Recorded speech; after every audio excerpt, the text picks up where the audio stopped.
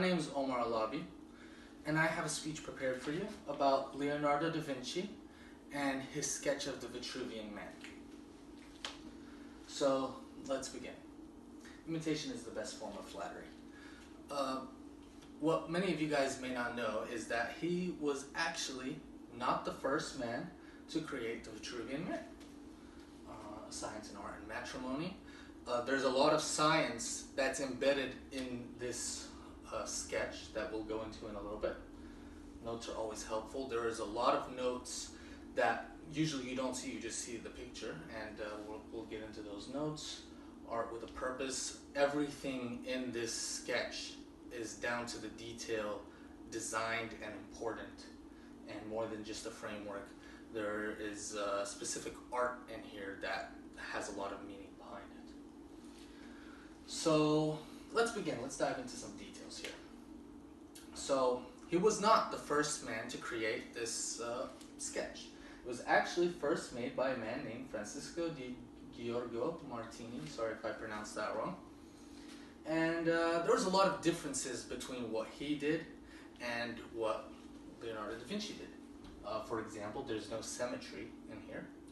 Also, he does not incorporate movement in his design, which we will see in a little bit that Leonardo does. There wasn't detail, there was no use of a lot of mathematical formulas. So let's continue on, and let's dive into some of the details here.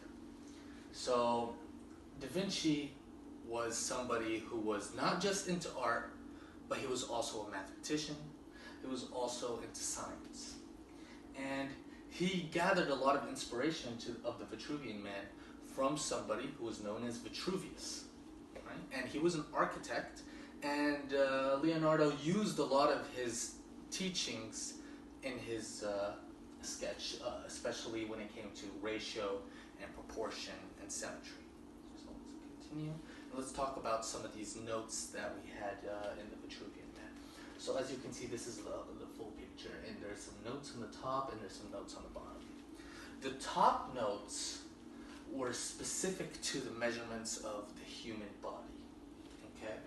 And there was a lot of special things about this, like the golden ratio. An example of this golden ratio, which is a very important mathematical ratio in science and mathematics, is that the length of the arms of the man is actually proportionate to the length of the entire man. Right? And also we have these bottom notes, which had more details about the anatomy of the human. It talked about some specific examples, like the length of the hand is 1/10 of the length of the man. All right, let's continue on to the next slide, please. And we're going to get into some of these details of the specifics of why he chose to do specific sketches. So every detail of the sketch is calculated.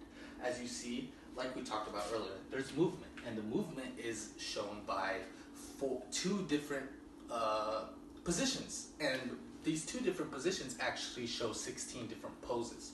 2 to the power of 4, 16 poses. And the circle and the square is very important too. We're going to get into that a little bit more in the next slide, but the circle and the square, if you see, they're not actually superpositioned in the same place. The square and the circle both meet over here on the bottom, but on the top they do not meet exactly. And there's a lot into that. Even if you look, the circle centers at the middle of the abdomen, and the square is at the middle of the groin. Get into that, what that means.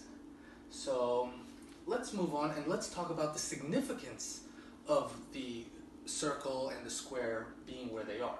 So the circle represents infinity, it represents the soul, and it also represents feminism, as the center of the circle being at the abdomen is supposed to signify birth and feminism, while the square, the center of the square, as we showed prior, is actually at the groin area, which is supposed to talk about fertility, it's supposed to talk about masculineness, it's supposed to talk about earthiness, right? And procreation. So In conclusion, or we're going to go over our conclusion slide over here, and there's 5 major points that we need to talk about in this conclusion. First of all, he was not the first.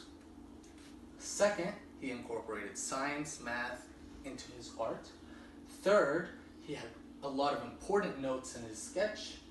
4, every detail of the sketch was planned. And 5th, the symbols are very symbolic. This is the end. Thank you very much.